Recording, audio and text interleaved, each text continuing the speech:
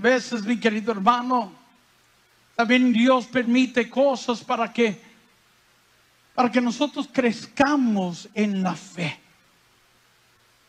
Sabes, a veces nosotros queremos abarcar más de lo que podemos. Sí, hay personas que quizás tienen la fe para sanar una gripe, pero quieren resucitar muertos. Amén.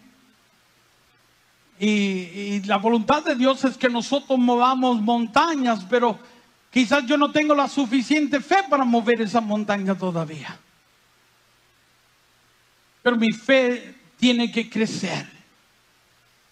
Y todos los días tenemos que pedir a Dios que aumente nuestra fe. Y la fe es como un músculo que se tiene que ir desarrollando. ¿Y cómo se desarrolla esa fe? Pues a través de las pruebas, a través de las circunstancias, las cosas que llegan a nuestra vida. No correrles, mi querido hermano, no salir corriendo de ellas, sino enfrentándonos a ellas y esperando en Dios para ellas. En este mundo a veces es difícil esperar en Dios porque vivimos, mi querido hermano, donde todas las cosas están a nuestro alcance y pueden prácticamente ser suplidas. Yo una vez estaba en una misión en El Salvador y este testimonio está en el libro de Por sus llagas.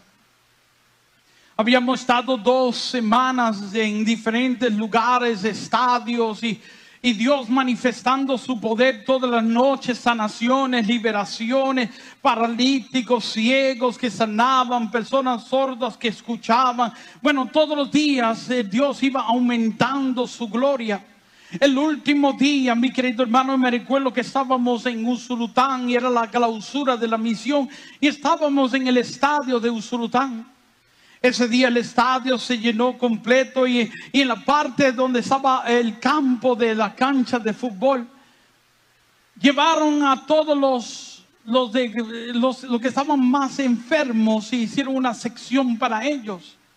Y había una sección que estaba lleno de sillas de ruedas y habían ahí, podíamos contar como más de 200 personas en sillas de ruedas. En el momento de la oración, mi querido hermano, Dios empezó a obrar ahí y no solo se levantó uno, sino que todos los que llegaron en silla de ruedas se pusieron de pie y salieron caminando, todos, para la gloria del Señor.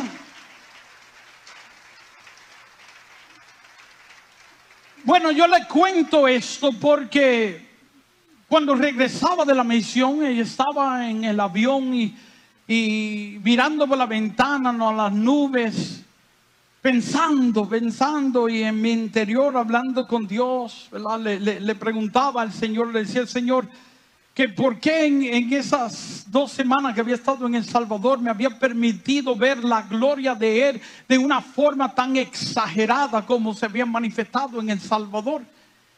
Y le preguntaba, ¿y por qué cuando regreso aquí a los Estados Unidos pues veo algunas cosas tuyas, pero no tan desbordada, tan exagerada como la que acababa de experimentar ahora en El Salvador?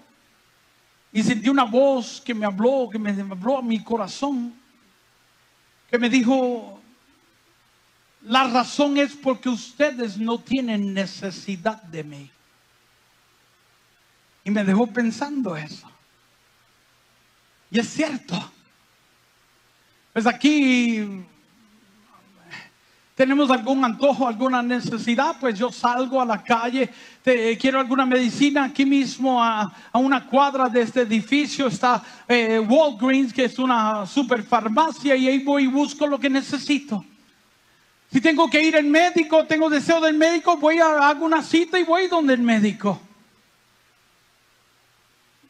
Cualquier necesidad la puedo suplir. Y a veces en nuestros países, mi querido hermano, pues a veces hay muchos países donde no existe el dólar. Hay muchos países donde no tienen los recursos y los medios para ir donde un médico o para comprar las medicinas. Más, yo he estado en países que para un médico poder hacerte una cirugía, tú tienes que traerle todo lo que él necesita para esa cirugía.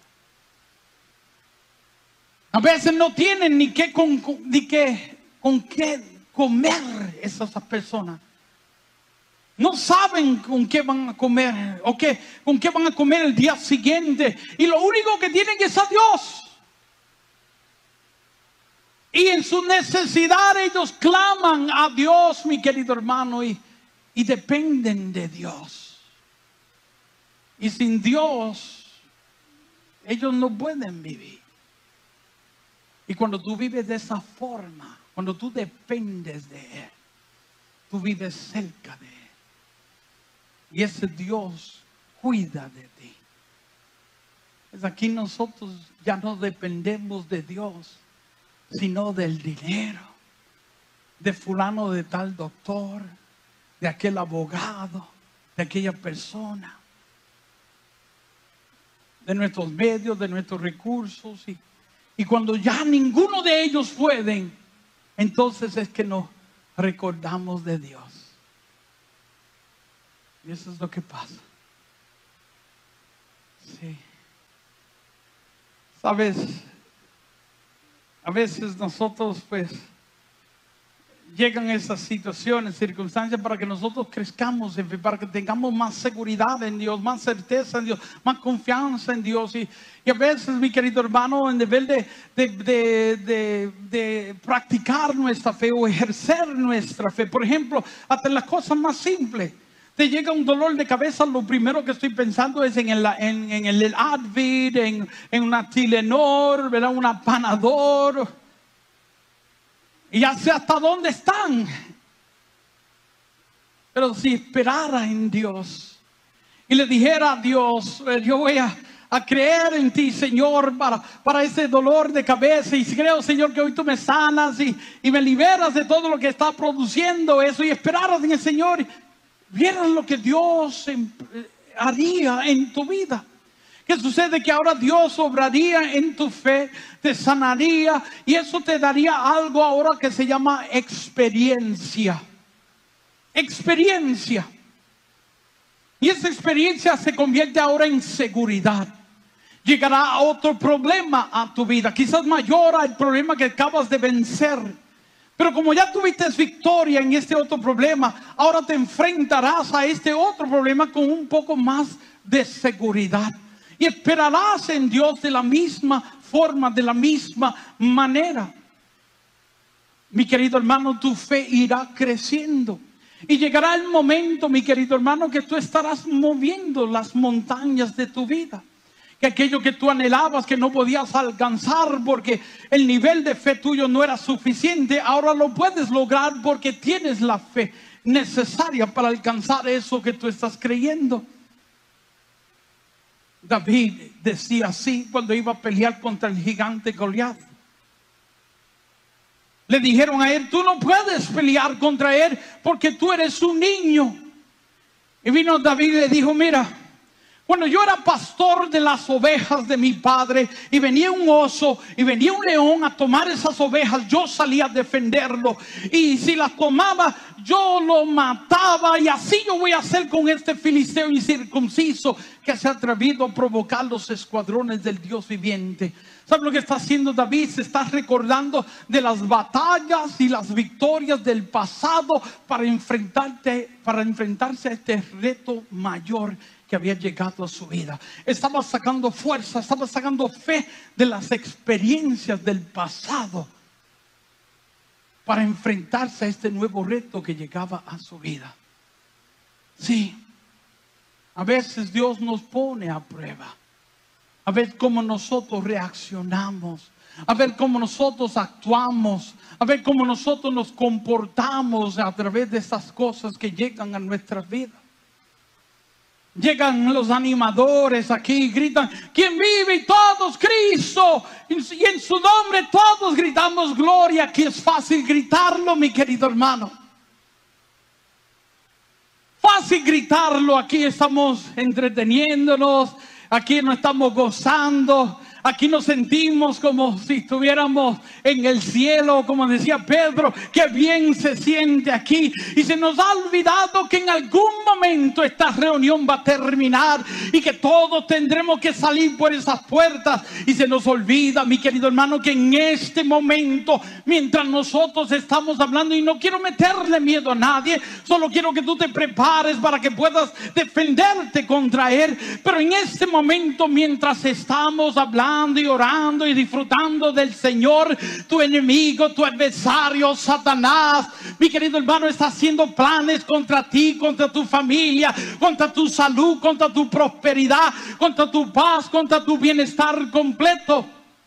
Y cuando salga por esa puerta, te estará esperando con todo lo que Él ha armado contra ti. Y no es aquí donde tú tienes que gritar que tu Dios está vivo y que en su nombre hay gloria. ¿Sabes dónde lo tienes que gritar y cuándo lo tienes que gritar? Cuando salga por esa puerta y te digan que ya no tienes trabajo, cuando te digan que te van a quitar tu casa, o que te van a botar de tu apartamento, o que te van a quitar tus propiedades, cuando te lleguen las cartas de que te van a deportar, cuando te digan que ya no hay caminos, que todos los caminos están cerrados, cuando llegue el médico y te diga que estás enfermo o que te han desahuciado, cuando te digan que ya no hay ni con qué comer en tu mesa, mi querido hermano, es ahí donde tú tienes que elevar tus manos y decir: mi Dios está vivo y en su nombre hay gloria. Dios no se está fijando tanto en lo que nosotros decimos, sino en lo que nosotros hacemos. Yo puedo decir muchas cosas, pero puedo estar haciendo otras cosas, mi querido hermano. ¿Y de qué sirve? Mira, yo me recuerdo cuando yo me estaba muriendo, que yo creí que el Señor me había sanado, y a través de aquel versículo de por su llaga fuimos curados, fuimos sanados. Yo muriéndome, yo creí que el Señor me había sanado. Tomé ese versículo y empecé a creer en ese versículo para mi vida, y yo empecé a caminar en ese versículo. Y todas personas que me encontraban me decían: hermano Nick, ¿cómo estás? Yo le decía: yo estoy bien, por sus llagas yo he sido sanado. Yo llegaba a los grupos de oraciones, mi querido hermano, y me habían prohibido no hacer ninguna actividad cuando salí del hospital, porque no iba a durar ni los 3 meses que me daban de vida.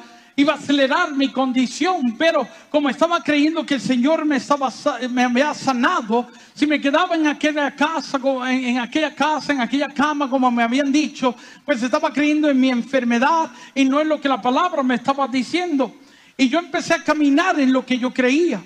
Y ahí fue cuando más actividades yo empecé a hacer. Yo me recuerdo que yo empecé a ir a todos los grupos de oraciones que habían en Nueva York. Y había momentos para dar testimonio.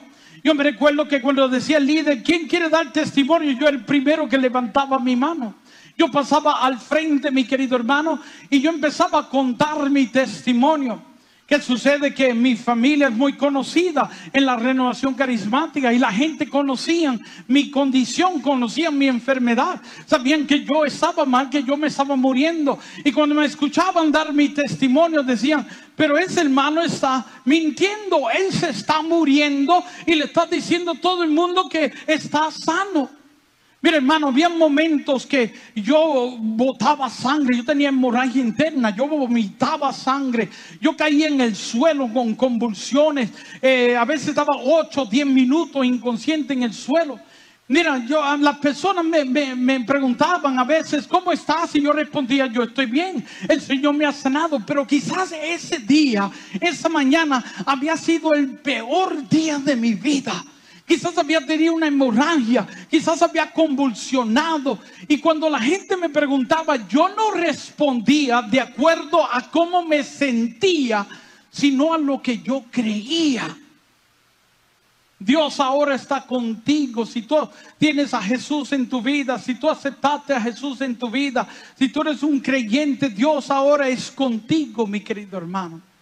Y ese Dios que es contigo, ese Dios cuida de ti.